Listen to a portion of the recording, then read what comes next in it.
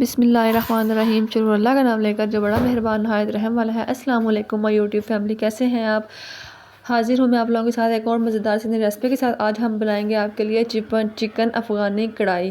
تو آپ لوگوں کو لازمی بنانا اس ریسپی کو، آپ لوگوں کو بہت پسند آئے گی۔ عید پہ بنائیں تو آپ لوگوں کو بہت پسند آئے گی، دعوتوں میں بنائیں۔ تو یہاں پر میں نے 2 کلو چکن لیا ہے، 1 کپ یہاں پر میں نے آئل ایڈ کیا ہے۔ آئل ایڈ کر کے میں نے آئل کو گرم کر کے پھر اس کے اندر میں چکن ڈال رہی ہوں۔ چکن کو ہم لوگ اچھے سے پہلے اس کو ہم لوگ براؤن کریں گے جب تک چکن کا کلر چینج نہیں ہو جاتا۔ اس کے بعد ہم لوگ اس کے اندر چیزیں ایڈ کرنی سٹارٹ کریں گے۔ تو سب سے پہلے ہم لوگ چکن کو اچھے سے یہاں پہ فرائی کر لیں گے، ٹھیک ہے؟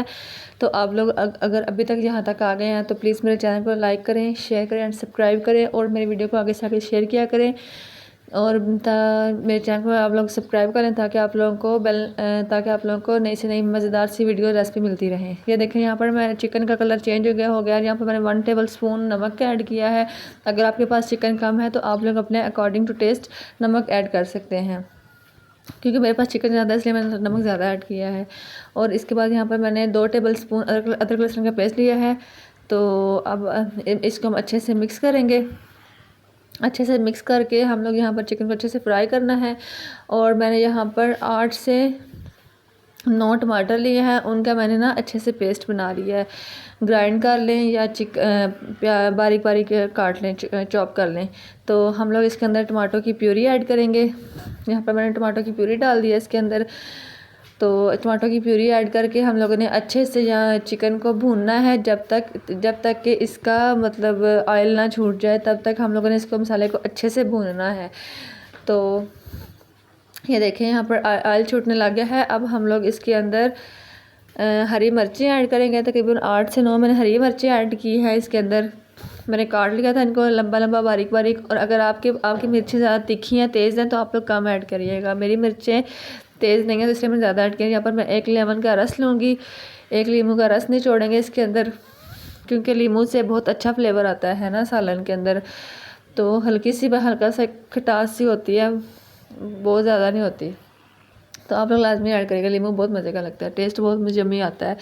تو یہاں پر میں نے گھر کی بلائی لی ہے، تقریباً آدھی پیالی اس کے اندر میں نے ایڈ کی ہے۔ اگر آپ کے پاس ہے تو ایڈ کر لیں، ورنہ اسکپ کر دیں۔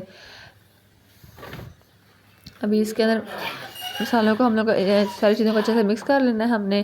اور آپ لوگ برتنوں کو اچھے سے صاف کیا کریں اور اپنے رزق کی قدر کیا کریں، کیونکہ رزق کی قدر کرنے سے اللہ رزق میں برکت ڈالتا ہے۔ اور یہاں پر میں نے 1 پیالی دہی کی لے لی ہے۔ دہی کو اچھے سے مکس کر لوں گی میں اس کے اندر۔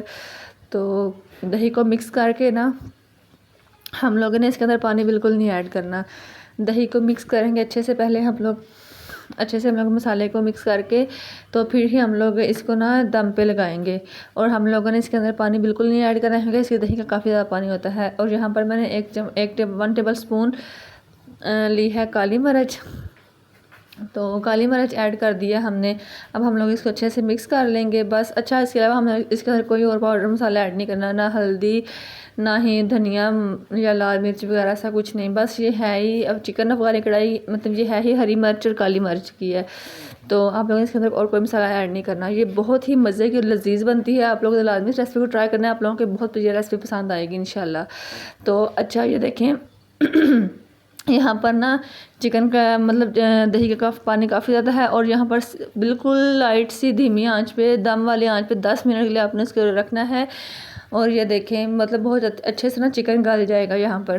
اور یہاں پر میں نے اس کے اوپر زیرہ سپرنکل کیا ہے، اور خوشبو کے لیے، اور 2 ہری مرچیں میں نے اور اس کے اندر ایڈ کر دی تھی خوبصورتی کے لیے، بہت اچھی لگتی ہیں، فلیور بہت مزے کا آتا ہے۔ اور اب ہم لوگ اس کے اندر سبز دھنیا ایڈ کریں گے باریک کاٹ کے۔